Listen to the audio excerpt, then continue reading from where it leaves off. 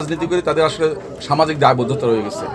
সে আমাদের একজন বিএনপির কর্মী এবং দীর্ঘদিন থেকে আমাদের সাথে রাজনীতি করে। বিগত স্বৈরাচার বিরোধী আন্দোলনে সে ঢাকা, খুলনা সহ সর্বত্র আমাদের সাথে কাজ করেছে, কিন্তু সে বাক প্রতিবন্ধী এবং অত্যন্ত দরিদ্র।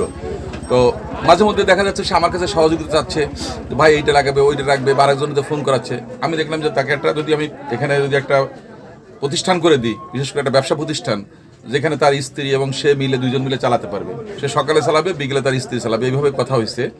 তারা যদি এখানে এটা করে, দেখা যায় তাদের পরিবারটা সচ্ছলভাবে চলবে।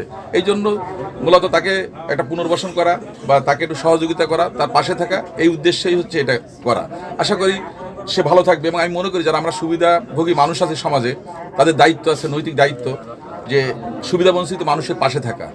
এই সুবিধাবঞ্চিত মানুষ হিসেবে তার পাশে আমরা দাঁড়ানোর চেষ্টা করছি। আশা করি ইনশাআল্লাহ তার জীবন জীবিকা ভালোভাবে চলবে এবং তার সন্তানরাও একটা ভালো পরিবেশ পাবে এবং এইটা নিয়ে সে বেঁচে থাকতে পারবে।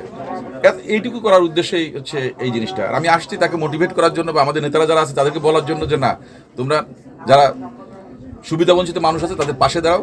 এবং আমরা সবাই যদি এভাবে যদি এক একজনের দায়িত্ব নিই প্রত্যেকের এলাকায়, তাহলে দেখা যাচ্ছে কিন্তু আমাদের যারা অসুবিধা আছে তারা কিন্তু আর সেই অসুবিধার ভিতরে থাকবে না। তারাও সামাজিকভাবে প্রতিষ্ঠিত হবে, তাদের সন্তানরাও আলোর মুখ দেখবে, তারাও সুশিক্ষায় শিক্ষিত হবে এবং আমাদের সমাজটা সুন্দর হবে, দেশটা সুন্দর হবে। এতটুকু।